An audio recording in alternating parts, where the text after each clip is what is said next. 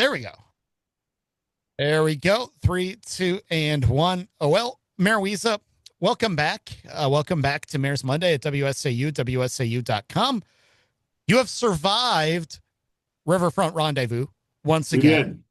did. You did. And it was another huge success, right? Even though we got rain on Saturday, Mm-hmm. it was still a decent crowd, and we had to make a judgment call to do the fireworks anyway, which was great for those who showed up. We were Mm-hmm. able to, between storms, and for those who were there, you got to see a 30-minute fireworks show in about 15 to 20 minutes. So it was spectacular between the storms. Right. However, if we had waited till Sunday, there's no vendors on Sunday. So no food, no drink, no rides, no activities, no bands. All you would do is you'd show up about 9:30, 9:45, sit on the lawn, watch the fireworks, and go home, and then go work on Monday. Mm-hmm. So we made a judgment call. Some would argue that we made the wrong call, but we made the call that we did. I'll take the heat for it. We had to make a call, and it seemed easier to do it on Saturday between the cells of storms than Mm-hmm. it would be to just have it on Sunday with absolutely nothing else there Mm-hmm. and having to work on Monday. So that Yeah, that falls squarely on me. I'll take the heat for that, but we'll do it again next year, and next year's gonna be a big one. 250 years for our country. of course. I'm sure you don't remember this, but I was around in 1976 with the bicentennial. Mm-hmm. We painted fire hydrants red, white, and blue, and there were parades. We're going to try and do something that big, right, next year. Mm-hmm. So, better fireworks, better bands, bigger headliners. The problem is, I mean, even something as small as a cover band can be ten to $20,000 for a decent one. So it gets expensive, but we're going to do our best to allocate a little bit more money next year, and we will be you and me, Michael, we're going to be headlining the main stage Mm-hmm. of the 250th anniversary of our country. We're going to sing God Bless America. Sure. Start We practicing. are. Yeah, I I'm going to will. accompany with bagpipes With bagpipes. Okay. or an accordion. I haven't figured it out You see, I do yet. best with harmonizing, Yeah. though. So I think we need to find somebody else as a lead singer. Okay. See, I do best with martinizing, which is a dry cleaning process. So maybe we'll have to. Well, we'll figure something You out. know We'll do what? some kind of icing. Yeah, we've got a couple hundred days to figure this out. We will figure it out though. And yeah, I mean, that's something that you told us that you were planning already Yeah, last time back in June. You started planning for this. we did. So It's a you've big one. got, yeah, you've got some ideas in the bag already. What else could you see the city doing to mark the 250th birthday of America? I mean, not just over that Riverfront Rendezvous weekend, July 4th. Well, honestly, it hasn't come up yet, but later this week, no, 2 weeks, couple weeks, I've got a conference with a bunch of other mayors. So I'm going to see what they're doing, and maybe we'll do a statewide coordinated effort. The country will be 250 years old. Most of those years have been pretty successful as a country. Mm-hmm. Obviously, some haven't, but we'll take what we can get. So, yeah, I don't know. Maybe we can get an Air Force flyover. Maybe so, like a raptor. What do they call them? Do they call them a flock? It seems I, like they I would should, think so. right? Yeah. Yeah, Mm-hmm. you've got all these bird names for planes: the Eagle, F-15 Mm-hmm. Eagle, and the Raptor. They should be called a flock instead of a formation. Mm-hmm. And Then, as they fly over, you can say, "Look, what the flock!" FCC, we don't need to bleep that one out. That's not what he didn't say what you thought he said. I said it's a flock of birds, right? Anyway, so yeah, we're always looking for ideas. So if any of your listeners have something they want to see, by all means, reach out to my office. We'll see if we can make it happen. I want to make 250th the biggest, best one yet. Mm-hmm. And that could mean RoboCop video game tournament at District 1 Brewing. Why not? It's funny because Dr. Peter Weller did a podcast recently, and he gave a shout out to Mayor Mike, so that we have been in Ah. contact. So I feel obligated that I should give a shout out to Dr. Peter Weller, who played RoboCop, among a Mm-hmm. bunch of other things, Mm-hmm. uh, and say hi to him from across the pond. Yes. So the Hookman in Hawaii Five O also directed a couple of episodes And of he did. Hawaii Five O as well with And the Alex Adventures of Alamo. Buckaroo Banzai. I mean, Yeah. there's a lot. that he he's was got a involved in. list. He But has. most recently, I mean, he's a doctor. He's he's into the finer things in life, which I can really appreciate. I'm Mhm. getting to that age too, where you know, he made the money and now he's enjoying the things he loves to do. Indeed, And one indeed. of those hopefully is going to become the grand marshal of our Fourth of July parade in 2026. There we go. Yeah, look at that. We That's what we do right here on Mayor's Monday. We come up with ideas, and I'm fully in support of that. In fact, we I will personally, if that happens, I will make sure that our brand new Ford Escape WSAU vehicle is in the Stevens Point Fourth of July parade, There you right go. behind Mr. RoboCop himself. So, Mayor Mike, onto the business of the city. I know you've got a new residential subdivision that's Uh-huh. moving along pretty quick here. Can you tell us about that? Sure. Well, you know, housing is a pretty critical issue for a lot of central Wisconsin communities.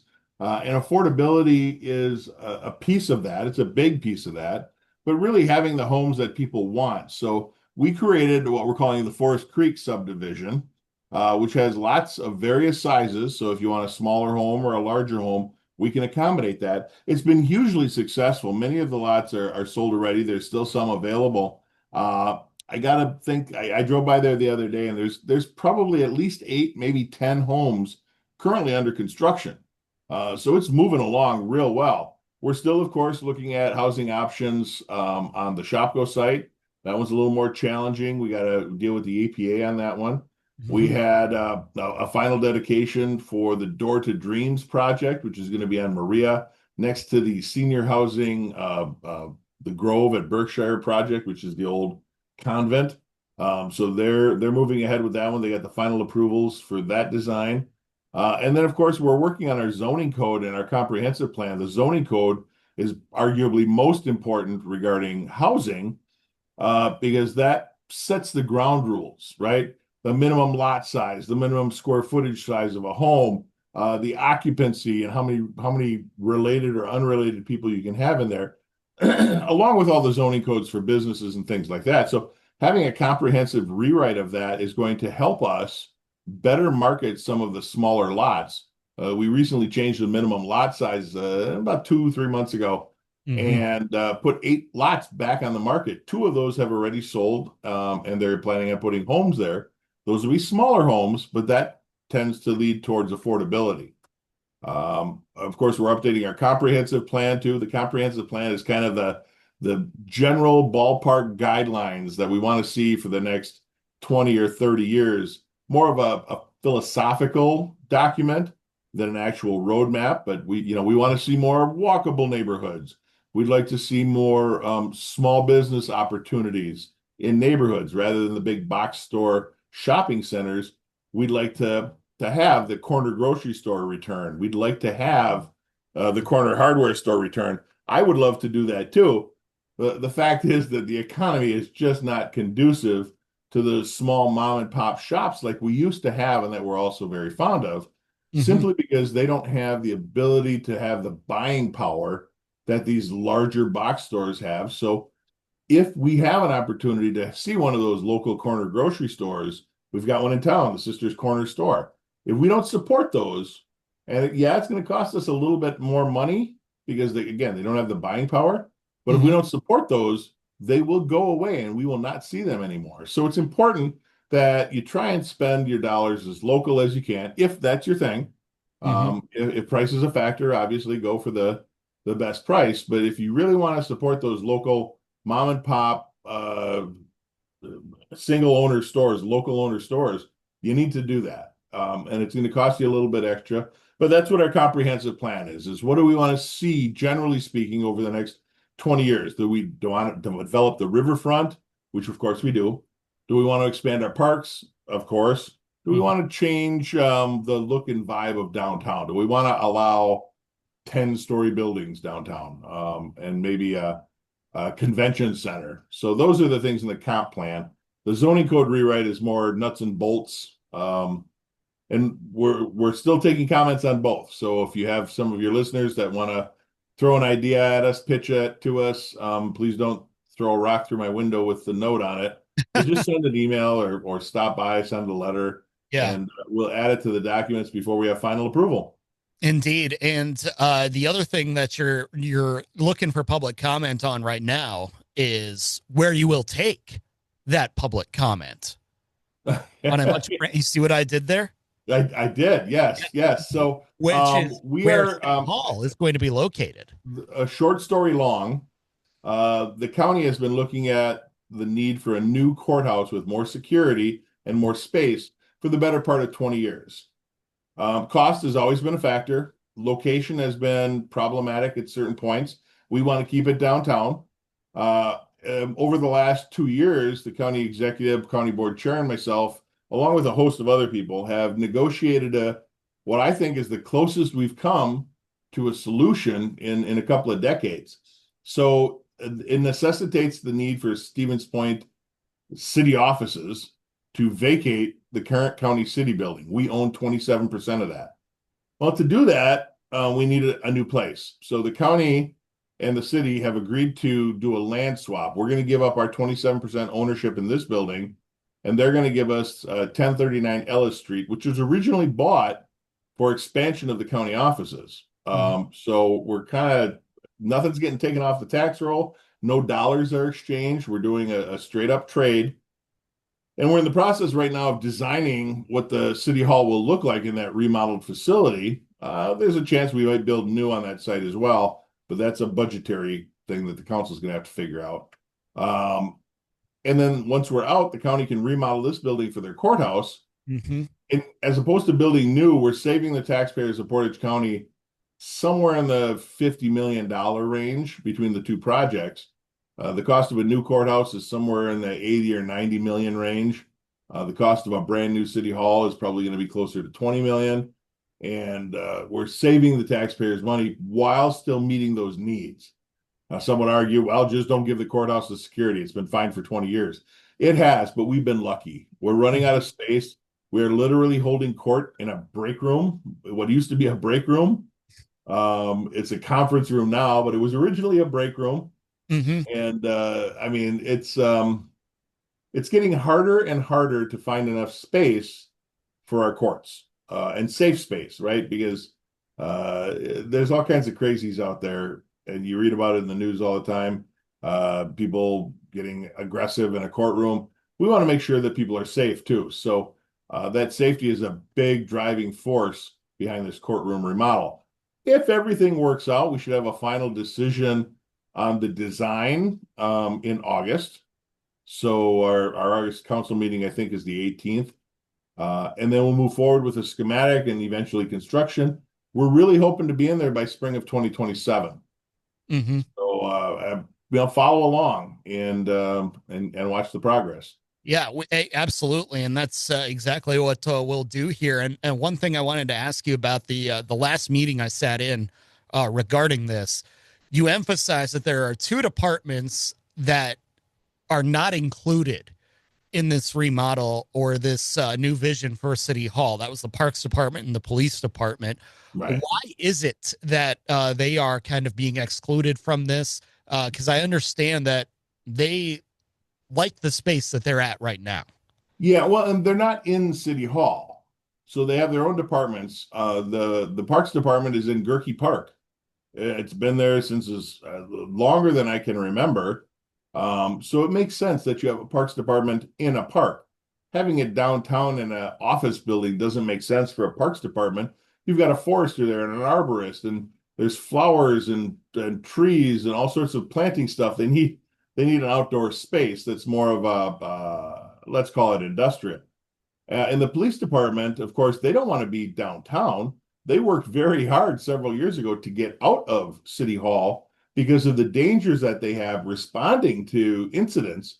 Downtown is a very populated, congested area, not just with cars, but with pedestrians and bicyclists and skateboarders and what have you.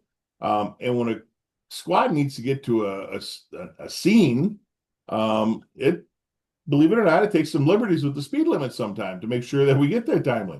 That's what the lights and sirens are all about. And They, when you have to not only worry about getting to the scene, but watching for bicyclists and pedestrians and kids and puppies and whatever the heck else in the middle of the city, that gets more challenging. So having a central location in the center more of the city is something that the police department has fought hard to get. And now that they have it, they certainly don't want to give it Mhm. up.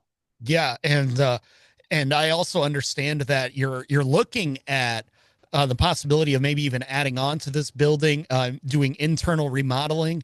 Mhm. How far are we on that process?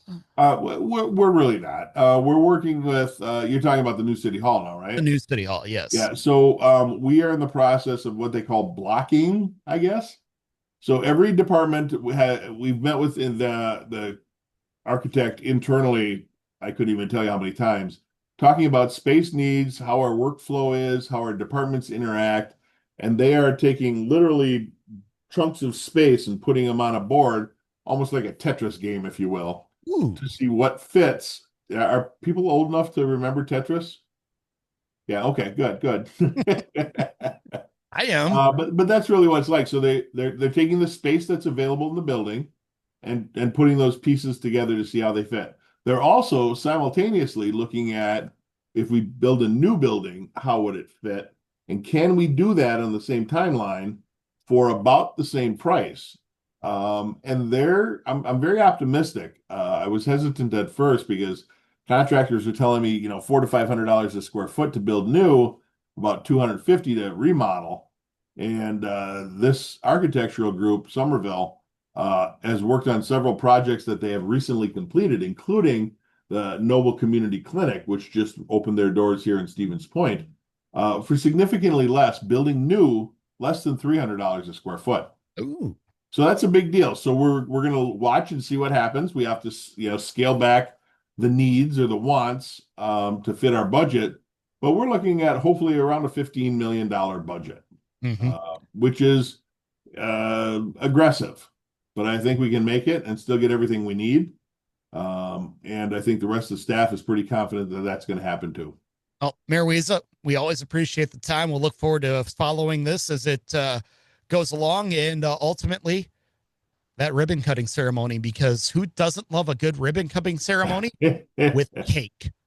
cake, absolutely. Cake and ice cream. July was National Ice Cream Month. Did you Hmm. miss it? I did miss it. You Yeah. did miss it. Sorry. Well, let's do this. By mayoral proclamation, I hereby declare August. The state of no, I can't do the state. I can do a city. It's August is ice cream month in the city of Stevens Point. So I guess you'll have to come here unless you can get Uh, Mayor Denny to make a declaration yeah. too. Whereas, Yes. the way it is. Whereas, therefore, hereunto, yada yada That's yada, the way it is. and that's the way. We always appreciate the time, Mayor Wiza. Look See you forward to later, chatting Michael. again next month. All right.